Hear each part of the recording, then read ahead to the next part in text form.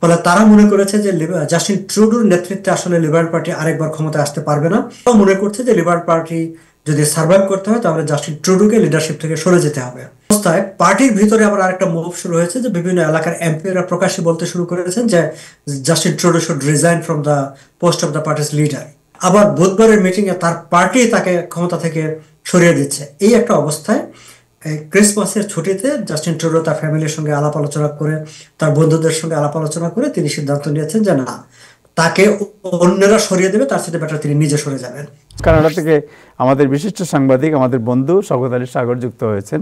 শওকত আলী সাগর, আপনাকে শুভেচ্ছা। আপনি একটু আনমিউট করেন আপনার সাউন্ড। তার কাছে জানার পরে আমরা বিষয়টি নিয়ে আলোচনা করব একটু। সাগর, কি হলো? ট্রুডো তো one of the most popular prime minister এবং উনি খুবই লিবারেল পার্সন এবং ক্রস দ্য আইল তার একটা পপুলারিটি আমরা দেখতে পাচ্ছিলাম। বাট হঠাৎ করে ফলের কারণ কি আপনার? ঠিক হঠাৎ করে ফল এটাকে বলা যায় না। মানে ট্রুডোকে নিয়ে অসন্তোষ তৈরি হয়েছে সেটি বলা চলে। গত প্রায় 1 বছর ধরে আসলে তার উপর প্রচন্ড একটা রাজনৈতিক চাপ ছিল। আপনি জানেন যে নর্থ আমেরিকাতে বা আমাদের যারা জনগণ জনসাধারণের তাদের কাছে প্রায়োরিটি থাকে হচ্ছে ইকোনমি নিয়ে।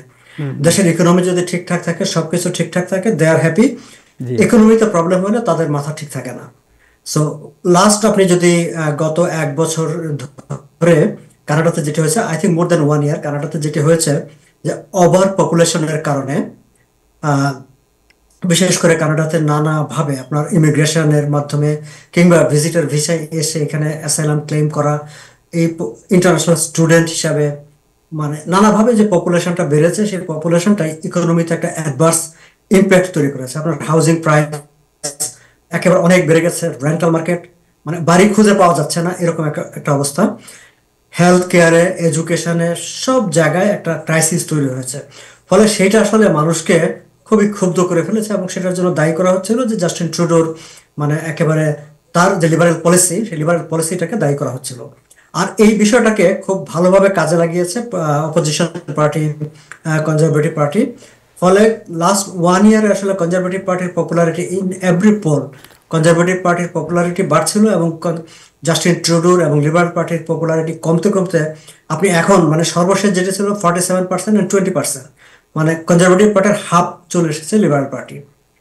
এইরকম একটা অবস্থায় লিবারেল পার্টির ভেতরে আবার আরেকটা প্রবলেম তৈরি হয়েছে যে তারা মনে করেছে যে জাস্টিন ট্রুডোর নেতৃত্বে আগামী ইলেকশনে, কানাডার এমনিতে ফিক্সড ইলেকশন ছিল অক্টোবর 2025, ফলে তারা মনে করেছে যে জাস্টিন ট্রুডোর নেতৃত্বে আসলে লিবারেল পার্টি আরেকবার ক্ষমতায় আসতে পারবে না। কারণ এভরিহোয়ার আপনি ইভেন কি লিবারেল পার্টি যারা করে তারাও মনে করছে যে লিবারেল পার্টি যদি সার্ভাইভ করতে হয় তাহলে জাস্টিন ট্রুডোকে লিডারশিপ থেকে সরে যেতে হবে। তো এরকম একটা অবস্থায় লিবারেল একদিকে পার্লামেন্টে অপোজিশন পার্টিগুলো থেকে মানে গত কয়েক মাসে 3বার নো কনফিডেন্স মোশন এসেছে পার্লামেন্টে। এবং আপনি জানেন যে লিবারেল পার্টি এখন কানাডাতে হচ্ছে মাইনরিটি গভর্নমেন্ট, এনডিপির সঙ্গে তাদের এক ধরনের একটা আন্ডারস্ট্যান্ডিং এর মাধ্যমে অতদিন তারা ক্ষমতায় ছিল। কিন্তু গত কয়েক সপ্তাহ আগে এনডিপি অ্যানাউন্স করেছে যে ফার্দার তারা আর লিবারেল পার্টির কোনো মানে যদি নো কনফিডেন্স ভোট আসে তাহলে তারা লিবারেল পার্টির পক্ষে ভোট দিবে না। এখন যদি সেটি হয় সেই ক্ষেত্রে এটা অলমোস্ট নিশ্চিত হয়ে যায় যে কোনো নো কনফিডেন্স যদি আসে পার্লামেন্টে তাহলে জাস্টিন ট্রুডো ক্ষমতা হারাবে।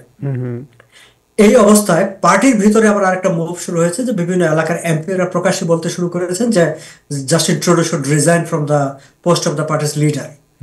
এবং গত কয়েক সপ্তাহে বিভিন্ন যে ককাস মানে রিজিওনাল ককাস গুলো আছে তারা বসে মিটিং করে তারা মানে ওপেন লেটার দিয়েছে, ইভেন কি মিডিয়াতে সেসব লেটার তারা প্রকাশ করেছে যে জাস্টিন ট্রুডো শুড রিজাইন।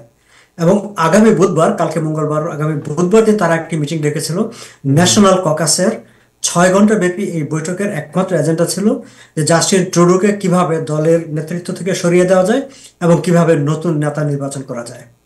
আবার দেখেন যে 17 জানুয়ারি, এখন তো পার্লামেন্টের অবকাশ চলছে, শীতকালীন অবকাশ, 17 জানুয়ারি পার্লামেন্ট শুরু হবার কথা। এবং ইতিমধ্যে অপোজিশন পার্টি তারা অ্যানাউন্স করেছে যে ফার্স্ট অপরচুনিটিতে তারা নো কনফিডেন্স মোশন আনবে এবং যদি এনডিপি তাদেরকে সাপোর্ট দেয়, যেটা এনডিপি অলরেডি বলেছে যে তারা সাপোর্ট দিবে, ফলে পার্লামেন্ট বসার সঙ্গে সঙ্গে নো কনফিডেন্স আসলে ট্রুডোর ক্ষমতা শেষ। আবার বুধবারের মিটিং এ তার পার্টি তাকে ক্ষমতা থেকে সরিয়ে দিচ্ছে। এই একটা অবস্থায় এই ক্রিসমাসের ছুটিতে জাস্টিন ট্রুডো তার ফ্যামিলির সঙ্গে আলাপ আলোচনা করে, তার বন্ধুদের সঙ্গে আলাপ আলোচনা করে তিনি সিদ্ধান্ত নিয়েছেন যে না, তাকে অন্যরা সরিয়ে দেবে, তার সাথে বেটার তিনি নিজে সরে যাবেন। সো তিনি আজকে ডিসিশন অ্যানাউন্স করেছেন যে তিনি রিজাইন করবেন from the post of the পার্টির লিডার। নতুন লিডার তৈরি হওয়ার পর তার কাছে তিনি দায়িত্ব ছেড়ে দিয়ে তিনি চলে যাবেন, এবং ইভেন্চুয়ালি তিনি যখন পার্টির লিডারশিপের দায়িত্ব ছেড়ে দিবেন, প্রাইম মিনিস্টারের পদও তাকে ছেড়ে দিতে হবে, তখন নতুন প্রাইম মিনিস্টার দায়িত্ব নেবেন। Thank you so much. So আপনার এমনি জনগণের মধ্যে এর প্রতিক্রিয়া কি, কেমন মনে হয়, জাস্ট সংক্ষেপে যদি জানি। জনগণের মধ্যে দেখেন, এটা এটা মানে আমি আগে বলেছি যে ইকোনমিক কনসার্ন পিপল যখন হাসপাতালে গিয়ে 6 ঘন্টা 7 ঘন্টা ইমার্জেন্সিতে বসে থাকতে হয় এবং মানে বাড়ি ভাড়া পায় না, বা ওভারঅল ইকোনমি, জিনিসপত্রের দাম সবকিছু মিলে পিপল অ্যাংরি ছিল, পিপল খুব বিরক্ত ছিল ট্রুডোর উপর, এবং ট্রুডোর মানে আরো কিছু ধরেন ইউক্রেন এবং এই ধরনের পলিসি নিয়েও মানুষের মধ্যে খুব বিরক্তি ছিল। ফলে মানুষের এক্সপেকটেশন ছিল যে ট্রুডো চলে যাবে। ফলে ট্রুডো চলে যাওয়া নিয়ে যে কোনো ক্ষোভ বিক্ষোভ আছে, কোনো হতাশ আছে তা না, বরং মানুষের মধ্যে এক ধরনের সন্তুষ্টি আছে যে ট্রুডো চলে গেছে, দ্যাটস গুড। এখন তাদের দৃষ্টি হচ্ছে যে লিবারেল পার্টি ভালো একজন লিডার তারা চুজ করে কিনা সেদিকে।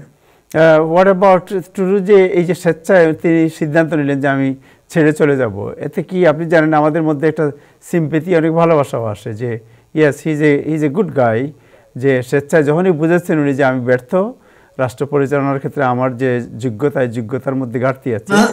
বিষয়টা কিন্তু এরকম হয়নি যে তিনি একেবারে মানে সোজা সাপটা চলে গেছেন, কারণ তাকে সরানোর জন্য পার্টির ভিতরে টোটাল এক ধরনের তাকে বিদ্রোহ হয়েছে, যে অল ন্যাশনাল ককাসকে মানে মিটিং কল করতে হয়েছে, মিটিং থ্রু করতে হয়েছে, এবং বিভিন্ন সময় লাস্ট 6 মান্থস ধরে তো পার্টির ভিতর থেকে বলা হচ্ছে যে you better resign, you better resign. এবং তিনি বরাবরই বলেছেন যে I am not going anywhere, আমি কোথাও যাচ্ছি না, আগামী নির্বাচন আমি লিড করব। এবং শেষ পর্যন্ত যখন অবস্থাটা এমন দাঁড়িয়েছে যে তাকে আসলে বের করে দেওয়া হচ্ছে, তখন তিনি বলেছেন যে ওকে ফাইন, আমাকে দিয়ে যেহেতু হবে না, তাহলে আমি চলে যাচ্ছি।